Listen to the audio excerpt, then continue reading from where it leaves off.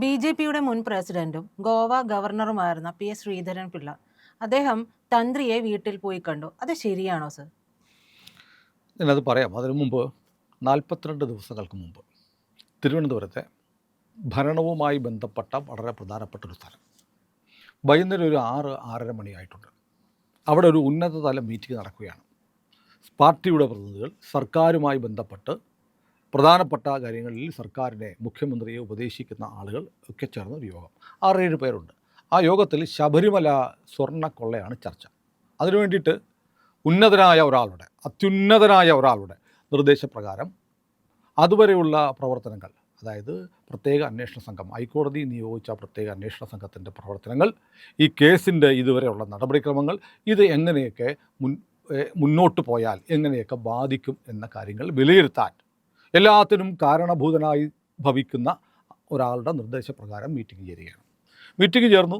അപ്പോൾ അപ്പോഴത്തെ സ്റ്റാറ്റസ് എന്ന് പറയുന്നത് 2 ദേവസ്വം ബോർഡ് പ്രസിഡന്റുമാർ അറസ്റ്റിലാണ്. ഒരാൾ പത്മകുമാർ, മറ്റേ ആൾ വാസു. ഈ 2 പേരും പിണറായി സർക്കാരിന് ഏറ്റവും വേണ്ടപ്പെട്ട ആൾ. വാസു ആണെങ്കിൽ പത്മകുമാറിനേക്കാളും വേണ്ടപ്പെട്ട ആൾ.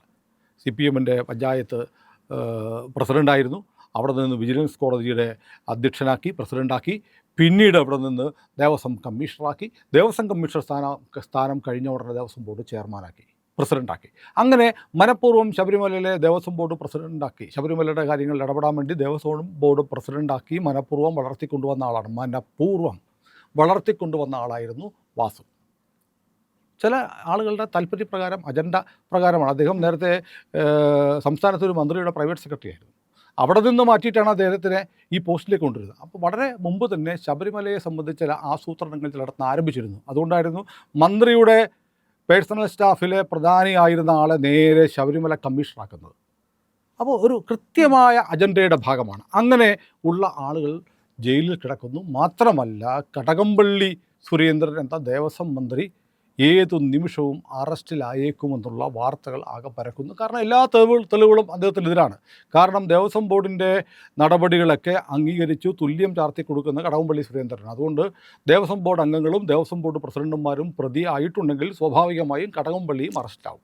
അങ്ങനെ വരുമ്പോൾ ഇടതുപക്ഷത്തിന്, CPM-ന്, സംസ്ഥാന സർക്കാരിന് എന്തുമാത്രം തിരിച്ചടികൾ ഉണ്ടാകും, എന്താണ് പ്രതിവിധി എന്ന് ആലോചിക്കാൻ വേണ്ടിയിട്ടാണ് ഈ ഉന്നതതല യോഗം തിരുവനന്തപുരത്തെ ആ കെട്ടിടത്തിലെ ആ മുറിയിൽ കൂടുന്നത്.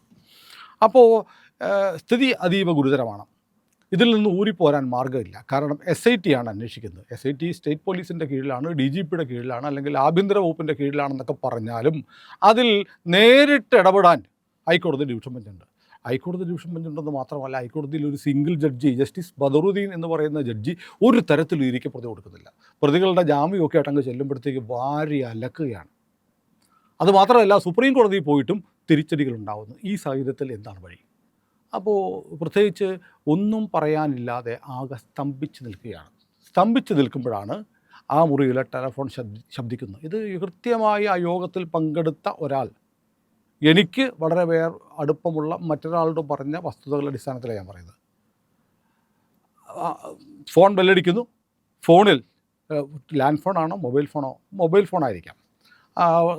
സർക്കാരുമായി ബന്ധപ്പെട്ട, സർക്കാരിനെ ഉപദേശിക്കുന്ന ആളുടെ മൊബൈൽ ഫോണിൽ ഒരു കോൾ വരുന്നു. അദ്ദേഹം എടുക്കുന്നു. 1 മിനിറ്റ് സംസാരിച്ച് കഴിഞ്ഞപ്പോഴത്തേക്ക് ശരി എന്ന് പറഞ്ഞ് ഫോൺ കട്ട് ചെയ്യുന്നു. പിന്നീടുണ്ടാകുന്ന നിർദ്ദേശം തന്ത്രിയെ അറസ്റ്റ് ചെയ്യുക. അപ്പോൾ ആ യോഗത്തിൽ പങ്കെടുത്ത ആളുകൾ ചോദിച്ചു, തന്ത്രിയെ അറസ്റ്റ് ചെയ്യാൻ നിലവിൽ തെളിവുകളൊന്നുമില്ല, ഒരു തെളിവുമില്ല. തന്ത്രിയെ ഒരു തരത്തിലും പ്രതിയാക്കാൻ പറ്റില്ല. കാരണം അവിടുത്തെ പാളികൾ അഴിച്ചു മാറ്റിക്കൊണ്ടുപോയത് മെയ് 18, ജൂലൈ 20 തീയതികളിലാണ്. അതിനുവേണ്ടി ഒരു മഹസർ തയ്യാറാക്കിയിട്ടുണ്ട്. ആ മഹസറിൽ 2 മഹസറിലും തന്ത്രി ഒപ്പിട്ടിട്ടില്ല. അങ്ങനെ ഒപ്പിടാത്ത ഒരാൾ എങ്ങനെ പ്രതിയാവും? അതുമാത്രമല്ല, തന്ത്രിക്ക് ആചാരപരമായ കാര്യങ്ങളിൽ മാത്രമേ പങ്കുള്ളൂ. ഈ ക്ഷേത്രത്തിൻ്റെ പുറത്തു വച്ചിരിക്കുന്ന ദ്വാരപാലക ശില്പങ്ങൾ, പിന്നെയുള്ളത് കട്ടിളപ്പടിയിലെയും വാതിൽപ്പടിയിലെയും കവറിങ്ങുകൾ, ആവരണങ്ങൾ, ഇതൊക്കെ ഗർഭഗൃഹത്തിൻ്റെ ഭാഗമാണെങ്കിലും അതിന് പുറത്താണ്. തന്ത്രിക്ക് വിഗ്രഹത്തിലുള്ള പൂജ, അതുമായി ബന്ധപ്പെട്ട ആചാരങ്ങളിൽ മാത്രമേ അധികാരമുള്ളൂ. മറ്റുള്ളതിലൊക്കെ അധികാരം ദേവസ്വം ബോർഡിനാണ്. അപ്പോൾ എങ്ങനെ തന്ത്രി ഇത് കണക്ട് ചെയ്യും എന്നൊരു ചോദ്യം ഈ 6-7 പേരുടെ മീറ്റിങ്ങിൽ, അതിനകത്ത് സർക്കാരിന് നിയമോപദേശം നൽകുന്ന ആളുകൾ വരെ ഉണ്ടായിരുന്നു. ചോദ്യം വരുന്നു. അപ്പോഴേക്ക് ഈ അജ്ഞാത കേന്ദ്രത്തിൽ നിന്ന് വന്ന ഫോൺ എടുത്ത ആൾ പറയുന്നു, അതൊക്കെ പിന്നെ നോക്കാം, ഇപ്പോൾ തന്ത്രിയെ അറസ്റ്റ് ചെയ്യൂ. അങ്ങനെയാണ് 42 ദിവസങ്ങൾക്ക് മുമ്പ് ആ തീരുമാനമുണ്ടാവുകയും നാടകീയമായി തന്ത്രിയെ ആറ്റിങ്ങലുള്ള ഒരു ഗസ്റ്റ് ഹൗസിലേക്ക് വിളിച്ചു വരുത്തുകയും അറസ്റ്റ് ചെയ്യുകയും ചെയ്തത്. അപ്പോൾ നമ്മൾ ഉൾപ്പെടെ ഉള്ള ആളുകൾ തന്ത്രിയെ വല്ലാതെ കുറ്റം പറഞ്ഞു. ഞാൻ അതിനിശിതമായി കീറി മുറിക്കുന്ന വിമർശനമാണ് നടത്തിയത്. കാരണം ശബരിമല തന്ത്രി, കേരളത്തിൽ നൂറുകണക്കിന് ആയിരക്കണക്കിന് ക്ഷേത്രങ്ങളുണ്ട്, അവർക്കെല്ലാം തന്ത്രിമാരുണ്ട്. പക്ഷേ ആ തന്ത്രിമാരെ, എല്ലാ തന്ത്രിമാരും ഒരുപോലെയാണ്. പക്ഷേ കേരളത്തിൻ്റെ ചൈതന്യം എന്ന് പറയുന്നത് ശബരിമലയാണ് എന്ന് വിശ്വസിക്കുന്ന ഒരുപാട് പേരുള്ളതുകൊണ്ട് ശബരിമല തന്ത്രിക്ക് മറ്റെല്ലാ തന്ത്രിമാരെക്കാൾ കൂടിയ ഒരു മുന്തിയ പരിഗണനയും വലിയൊരു കേരളത്തിലെ ഹിന്ദു സമാജത്തിൻ്റെ ആചാര്യ സ്ഥാനം മനസ്സാ കൽപ്പിച്ചു കൊടുത്തിട്ടുണ്ട്. അവിടുത്തെ തന്ത്രിക്ക് എന്തെങ്കിലും കുഴപ്പം പറ്റിയാൽ, തന്ത്രിയുടെ ഭാഗത്ത് നിന്നൊരു കുഴപ്പം പറ്റിയാൽ കേരളത്തിലെ ഭക്ത ജനലക്ഷങ്ങളുടെ ഹൃദയം മുറിയും, മറ്റുള്ളവരുടെ മുന്നിൽ തലയുയർത്തി നിൽക്കാൻ പറ്റാത്ത അവസ്ഥയുണ്ടാവും. അതുകൊണ്ട് കേരളത്തിലെ ഹിന്ദു സമൂഹമാകെ ഞെട്ടിപ്പോയി. ഇതിനകത്ത് തന്ത്രിക്ക് പങ്കുണ്ടായിരുന്നു, തന്ത്രി അറസ്റ്റ് ചെയ്യപ്പെടുന്നു, തന്ത്രി ഭഗവാന്റെ ഈശ്വരൻ്റെ പിതൃസ്ഥാനീയനാണ് എന്നൊക്കെ പറയുന്നുണ്ട്. അങ്ങനെയല്ല എന്ന് വിദ്യാസാഗർ ഗുരുമൂർത്തിയെ പോലുള്ള ആളുകളും പറയുന്നുണ്ട്. നമ്മുടെ പ്ലാറ്റ്ഫോമിലൂടെ അതൊരു വലിയ ഡിബേറ്റായിട്ട് കേരളം മുഴുവൻ ചർച്ച ചെയ്തതാണ്. ഏതായാലും ശബരിമല തന്ത്രിക്ക് ഒരു പ്രശ്നം ഉണ്ടാകുമ്പോൾ, അത് മോഹനരും പണ്ട് ശോഭാ ജോണുമായി ബന്ധപ്പെട്ട വിഷയമാകുമ്പോഴും ഇപ്പോൾ രാജീവരുടെ കാര്യത്തിലാണെങ്കിലും തന്ത്രിക്ക് ഒരു കുഴപ്പം വരുമ്പോൾ, തന്ത്രി ഉൾപ്പെട്ട ഒരു വിവാദം ഉണ്ടാകുമ്പോൾ ഹിന്ദുക്കളുടെ തലക്കുനിയും മറ്റു സമുദായക്കാരുടെ മുന്നിൽ നോക്കി നിൽക്കാൻ, നേരെ നോക്കാൻ കഴിയാതെ ചൂളിപ്പോകുന്നൊരവസ്ഥ ഉണ്ടാകും. അത് കണക്കിലെടുത്തിട്ടാണ് തന്ത്രി എല്ലാ തരത്തിലും ജാഗ്രത കാണിക്കേണ്ടതാണ് എന്നൊരു നിലപാട് നമ്മളെടുത്ത്. ആ നിലപാട് തന്നെയാണ് ഇനി നാളെ വരുന്ന തന്ത്രിമാരും. അദ്ദേഹം കേരളത്തിലെ മുഴുവൻ ഹിന്ദു സമുദായത്തിൻ്റെയും ആചാര്യസ്ഥാനത്തുള്ള ആളാണെന്ന് കരുതിയുള്ള ഉത്തരവാദിത്വ ബോധത്തോടെ ഉയർന്നു പ്രവർത്തിക്കുക തന്നെ വേണം. പക്ഷേ അങ്ങനെ ഒരാളെ മനഃപൂർവ്വം കേസിൽ കുടുക്കിയതാണെന്ന് ഇന്നലെ പറഞ്ഞിരിക്കുന്നത് തന്ത്രിക്ക് ജാമ്യം അനുവദിച്ചുകൊണ്ടുള്ള കോടതി ഉത്തരവാണ്. കോടതി എന്താ പറഞ്ഞിരിക്കുന്നത്? തന്ത്രിക്കെതിരെ ഒരു തെളിവിൻ്റെ കണിക പോലുമില്ല. ഞാൻ നേരത്തെ പറഞ്ഞതുപോലെ ഈ പാളികൾ ഇളക്കി മാറ്റിയെടുത്ത മഹസറിൽ തന്ത്രി ഒപ്പുവെച്ചിട്ടില്ല. അത് തന്ത്രിയുടെ അധികാരമുള്ള വിഗ്രഹവും അതുമായി ബന്ധപ്പെട്ട ആചാരങ്ങളും നടക്കുന്ന ഗർഭഗൃഹത്തിന് പുറത്താണ്. അവിടുത്തെ ഒരു കഴുക്കോലാരെങ്കിലും ഊരിക്കൊണ്ടു പോയാൽ തന്ത്രിയെ കുറ്റപ്പെടുത്താൻ പറ്റുമോ? ഇനി തന്ത്രി ഇത് യഥാസമയം അംഗീകരിച്ചില്ല എന്ന് പറഞ്ഞൊരു വാദം, ഇതെല്ലാം കോടതി തള്ളി. തന്ത്രിക്ക് ഭരണപരമായ കാര്യത്തിൽ ഒരു അധികാരവുമില്ല എന്ന് കോടതി പറയുന്നു. കോടതി പറയുകയാണ്, ഇനി തന്ത്രി എന്തെങ്കിലും പറഞ്ഞാലും ദേവസ്വം ബോർഡ് കേൾക്കേണ്ട കാര്യമില്ല. കാരണം ആചാരപരമായ കാര്യങ്ങളിൽ മാത്രമേ തന്ത്രിക്ക് അധികാരങ്ങളുള്ളൂ. അപ്പോൾ എന്തുകൊണ്ടാണ് നിങ്ങൾ തന്ത്രിയെ അറസ്റ്റ് ചെയ്തത്? ചോദ്യം വളരെ വലുതാണ്. മാത്രമല്ല 2 കേസെടുത്തു. ആദ്യം ഈ ദ്വാരപാല ശില്പങ്ങളും ഈ പാളികളും അഴിച്ചു മാറ്റിക്കൊണ്ടുപോയ കേസിൽ കേസെടുത്തു. രണ്ടാമത്തെ കേസാണ് കത്തിച്ചപ്പോൾ തന്നെ ചുറ്റിപ്പോയൊരു പടക്കമായി പോയി. വാജിവാഹനം തന്ത്രി വീട്ടിൽ കൊണ്ടുപോയി. ശരിയാണ്, വാജിവാഹനം തന്ത്രി വീട്ടിൽ വെക്കാൻ പാടില്ല എന്നുള്ള അഭിപ്രായം തുടക്കം മുതലേ എടുത്തിട്ടുള്ള ഒരാളാണ് ഞാൻ. പക്ഷേ വാജിവാഹനം തന്ത്രി മോഷ്ടിച്ചുകൊണ്ട് പോയതല്ലോ. തന്ത്രിക്ക് അന്നത്തെ ദേവസ്വം ബോർഡ് പ്രസിഡന്റ് പ്രയാർ ഗോപാലകൃഷ്ണൻ കൈമാറിയതാണ്. തൊട്ടടുത്ത് നിൽപ്പുണ്ട് കെ രാഘവൻ എന്ന് പറയുന്ന പത്തനംതിട്ടയിലെ ചെങ്ങന്നൂരുള്ള CPMൻ്റെ മെമ്പറായിരുന്ന ദേവസ്വം ബോർഡ് മെമ്പർ കൂടെ നിൽപ്പുണ്ട്. അതിൻ്റെ ചിത്രങ്ങൾ പത്രങ്ങളിൽ ഉൾപ്പെടെ വന്നിട്ടുണ്ട്. വാജിവാഹനം Devaswom board president, Devaswom board മെമ്പറായിരുന്ന രാഘവൻ്റെ സാന്നിധ്യത്തിൽ തന്ത്രിക്ക് കൈമാറുന്ന ചിത്രം വന്നിട്ടുണ്ട്. അപ്പോൾ തന്ത്രി മോഷ്ടിച്ചതാണോ? തന്ത്രിക്ക് ആര് കൊടുത്തതാണ്? ദേവസ്വം ബോർഡ് കൊടുത്തതാണ്. ഇത് മാത്രമല്ല, ഇങ്ങനെ തന്ത്രിക്ക് ഇത് കൈമാറി എന്നുള്ള റിപ്പോർട്ട് ശബരിമല സ്പെഷ്യൽ കമ്മീഷണർ, അത് ജില്ലാ ജഡ്ജിയുടെ റാങ്കിലുള്ള ആളാണ്, അദ്ദേഹം കേരള ഹൈക്കോടതിയെ അറിയിച്ചിട്ടുമുണ്ട്. വർഷങ്ങൾ കുറെ കഴിഞ്ഞു, ഹൈക്കോടതി അതിൽ തെറ്റ് പറഞ്ഞിട്ടില്ല. എന്ന് പറഞ്ഞാൽ കേരള ഹൈക്കോടതിക്കും അറിയാം ഇങ്ങനെ വാജിവാഹനം തന്ത്രിക്ക് കൈമാറിയിട്ടുണ്ട്. തന്ത്രി അത് വീട്ടിൽ കൊണ്ടുപോകാമോ എന്ന് ചോദിച്ചാൽ ഒരാൾ സമ്മാനിച്ചൊരു സാധനം വീട്ടിൽ കൊണ്ടുപോകാം. ആചാരപരമായി കൊടിമരത്തിന് മുകളിൽ വെക്കുന്ന വാഹനം മരം കൊണ്ടുണ്ടാക്കും, ലോഹം കൊണ്ടുണ്ടാക്കും, പിന്നെ ശില കൊണ്ടുണ്ടാക്കാം. അങ്ങനെ മരത്താൽ നിർമ്മിച്ച ദാരു ശില്പമാണെങ്കിൽ അത് ദഹിപ്പിക്കണമെന്നും ശിലയാണെങ്കിൽ അത് ഒഴുക്കുള്ള ആഴമേറിയ ജലാശയത്തിൽ കളയണമെന്നും ലോഹമാണെങ്കിൽ ഉരുക്കണമെന്നും പ്രമാണമുണ്ട് എന്ന് പറയപ്പെടുന്നു. വ്യത്യസ്ത അഭിപ്രായമുണ്ട്. എന്നെ 2 വിഭാഗത്തിലുള്ള തന്ത്രിമാരെ വിളിച്ചിട്ടുണ്ട്. ഇത് നമ്മുടെ ഈ വിഷയം കൈകാര്യം ചെയ്താണ്. അങ്ങനെയല്ല, തന്ത്രിക്ക് വീട്ടിൽ കൊണ്ടുപോകാം എന്ന് പറഞ്ഞ് എനിക്ക് ഒരാൾ ഒരുപാട് ചിത്രം അയച്ചു തന്നു. പല ക്ഷേത്രങ്ങളിലെ വാഹനങ്ങൾ എൻ്റെ വീട്ടിലിരിക്കുന്നു, കൊടിമരം മാറിയപ്പോൾ മരത്തിലും കല്ലിലുമൊക്കെ ഉണ്ടാക്കിയത് അഴിച്ചപ്പോൾ അതുപോലെ ക്ഷേത്രത്തിൻ്റെ ഊരായ്മക്കാർ അല്ലെങ്കിൽ ക്ഷേത്രാധികാരികൾ അല്ലെങ്കിൽ ദേവസ്വം ബോർഡ് എനിക്ക് തന്നപ്പോൾ ഞാൻ കൊണ്ട് എൻ്റെ വീട്ടിൽ വെച്ചിട്ടുണ്ട് എന്ന് പറഞ്ഞ് എനിക്ക് ചിത്രങ്ങൾ സഹിതം അയച്ചു തന്നവരുണ്ട്. അങ്ങനെയല്ല, നിങ്ങൾ പറയുന്നതാണ് ശരി. ഇത് പ്രമാണം എന്ന് പറയുന്നത് ഇത് ഉരുക്കുകയോ ദഹിപ്പിക്കുകയോ ഒഴുക്കുകയോ ചെയ്യണം എന്നാണ് പറയുന്നത്. അതിൽ തർക്കമുണ്ട്. ഈ തർക്കത്തിൽ ഏതാണ് ശരിയെന്ന് പറയാൻ നമ്മൾ ഈ വേദശാസ്ത്രമോ അല്ലെങ്കിൽ തന്ത്രശാസ്ത്രമോ ഒന്നും പഠിച്ചിട്ടില്ലാത്തതുകൊണ്ട്, അല്ലെങ്കിൽ കുഴിക്കാട്ട് പച്ചയോ ഒന്നും ആധികാരികമായി പഠിക്കാത്ത ആളായതുകൊണ്ട് എനിക്ക് അതേക്കുറിച്ച് പറയാൻ ശേഷിയില്ല, അതിനുള്ള കഴിവില്ല. പക്ഷേ തന്ത്രി ഇത് മോഷ്ടിച്ചുകൊണ്ട് പോയി എന്ന് പറഞ്ഞ് കേസ് എടുത്തത് അപ്പം തന്നെ തെറ്റാണ്. തന്ത്രിയെ ജയിലിൽ കടത്തണം എന്ന ആസൂത്രിതമായ ഉദ്ദേശത്തിൻ്റെ ഭാഗമായിരുന്നു ഈ രണ്ടാമത്തെ കേസെടുത്തത്. അത് അന്ന് തന്നെ നമ്മളും ചർച്ച ചെയ്തു. ഇപ്പോൾ തന്ത്രി ഇന്നലെ കോടതി പറഞ്ഞത് വളരെ പ്രധാനപ്പെട്ട കാര്യമുണ്ട്.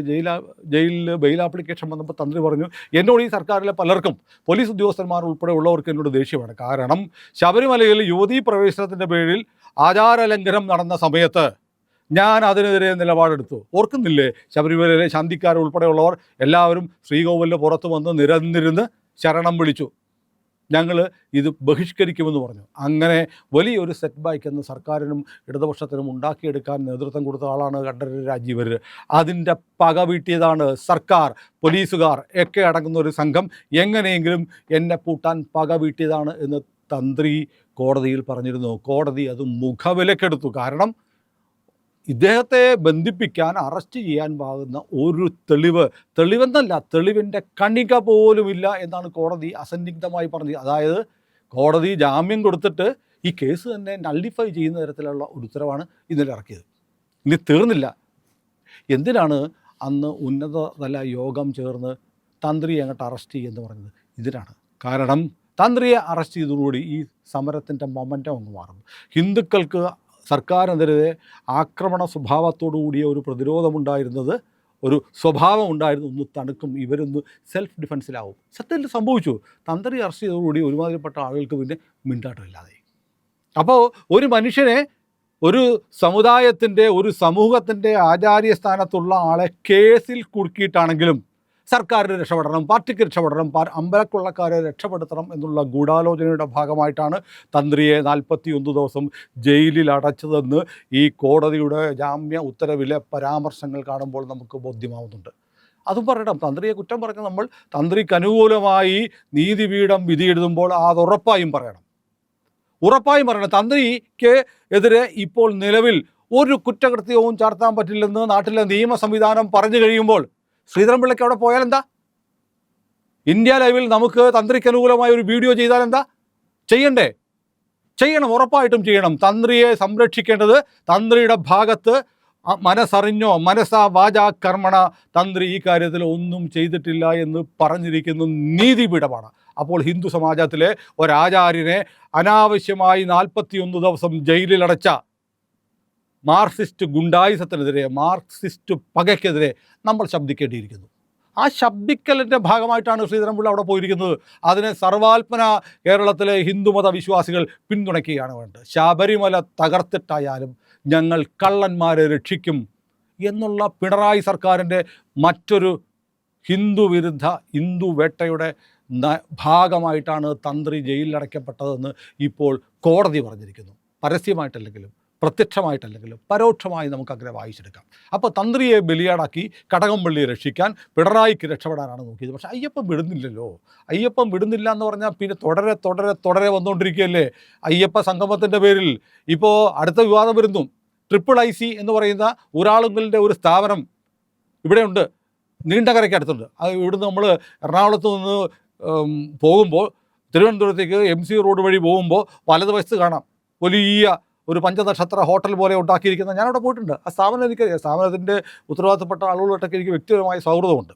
പക്ഷേ ഞാൻ പറയുന്നു, ഇത് ഇന്ത്യൻ ഇൻസ്റ്റിറ്റ്യൂട്ട് എന്ന് പറഞ്ഞാൽ IIT എന്നൊക്കെ പറയില്ലേ, IIC, അത് വെക്കുന്നത് കേന്ദ്ര ഗവൺമെൻറ് ഒരു സ്ഥാപനമാണെന്ന് തെറ്റിദ്ധരിപ്പിക്കാൻ. ഇന്ത്യൻ ഇൻസ്റ്റിറ്റ്യൂട്ട് എന്ന് വെക്കാൻ ഒരു സ്വകാര്യ സഹകരണ സ്ഥാപനത്തിൻ്റെ കീഴിലുള്ള സ്ഥാപനത്തിന് എങ്ങനെ കഴിയും? അത് വ്യാജമായി കേന്ദ്ര സർക്കാരിൻ്റേതാണെന്ന് ധ്വനിപ്പിക്കാൻ വേണ്ടി ഒരു വ്യാജ പേരുണ്ടാക്കിയിരിക്കുകയാണ് ഇന്നലെ നമ്മുടെ ചാനലിൽ.